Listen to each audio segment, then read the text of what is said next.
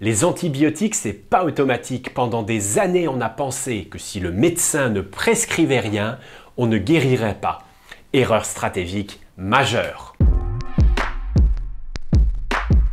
Salut les actifs et bienvenue sur la chaîne dédiée à l'immobilier neuf. Si je veux vendre, faut bien que je fasse une offre, me disait un vendeur dernièrement. Mais est-ce vraiment judicieux que d'accorder une offre à tout prospect qui le réclame? Pensez-vous, avant de vous décider, au temps, à l'argent et à l'énergie que va nécessiter la réalisation de cette proposition? Si vous avez des questions, des observations, vous les notez en commentaire. Si vous voulez m'aider, avec grand plaisir, vous diffusez cette vidéo parmi vos proches, vos amis, vos connaissances et bien entendu sur tous les réseaux sociaux. Dans cette vidéo aujourd'hui, nous allons aborder plusieurs points cruciaux. Quelles sont les questions importantes à poser? Comment détecter les signaux d'achat? Dans quel délai optimal proposer une offre? Ou encore, comment annoncer lorsque le dossier va être classé sans suite? En aucun cas, on accorde une offre parce que le client est sympa ou qu'il faut bien semer pour récolter plus tard. Si on décide de s'investir à 100%, c'est qu'on considère qu'on a de sérieuses chances de closer. Sinon, on passe à la technique Jean-Claude Duss. On sait jamais, sur un malentendu, ça peut marcher. Ayez toujours à l'esprit qu'une fois l'offre faite, vous êtes à nouveau en position de faiblesse. Et j'insiste, en position de faiblesse. Le client a désormais toutes les cartes en main.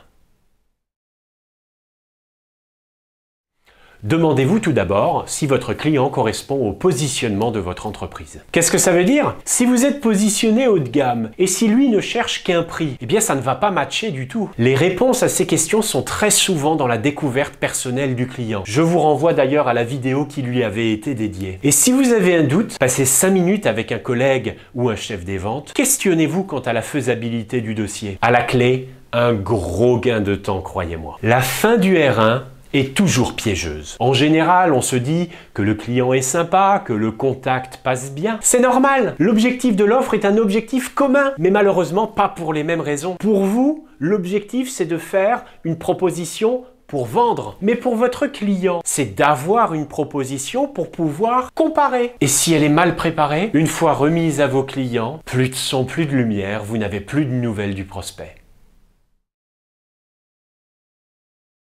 Lorsque quelque chose vous plaît, votre attitude, le non-verbal, envoie des signaux à votre interlocuteur. Ce que les joueurs de poker appellent les tells. Il faut être très attentif à cela en tant que vendeur. La lecture de ces indices n'est pas aisée du tout. Elle s'acquiert avec l'expérience, mais à l'unique condition d'y être attentif. À quoi? Les yeux qui brillent, le type de langage, les positions corporelles. Restez en alerte. Votre attitude ne consiste pas à vous transformer en mentaliste, mais à rester alerte pour pouvoir poser des questions qui vont confirmer ou infirmer votre ressenti. Je précise, si un client a les bras croisés, ça ne veut pas forcément dire qu'il est fermé à ce que vous dites.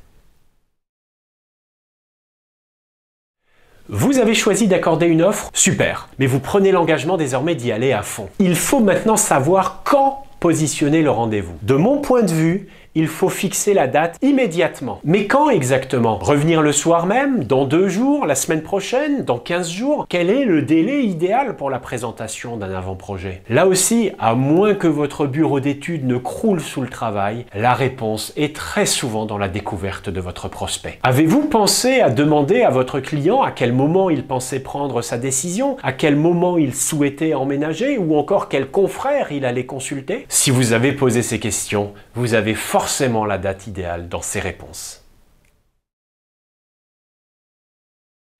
Rien n'est définitif sur Terre. Et c'est pas parce que ça ne va pas aujourd'hui que ça n'ira pas demain. Soyez donc bienveillants. Ceux qui commercialisent depuis longtemps savent qu'il est fréquent que l'on vende des mois, voire des années plus tard. Et dans tous les cas de figure, je recommande la technique de l'ordonnance. Ça consiste à dire au client dans quelles conditions son projet deviendra réalisable. Prenez une feuille à en-tête et explicitez le plus clairement possible. Par exemple, votre projet sera réalisable si vous vous éloignez de 5 minutes, si vous réduisez de 10 mètres carrés ou si vous accordez 75 € de plus à votre mensualité. Voilà, vous avez la piste des réflexions. Maintenant, on va passer à l'action. Prenez de suite votre téléphone et fixez un rendez-vous avec votre chef des ventes. Faites-en un retour à la communauté. Donnez-nous vos impressions et vos sensations. Cette vidéo s'achève. C'était un plaisir que de passer ce moment-là avec vous.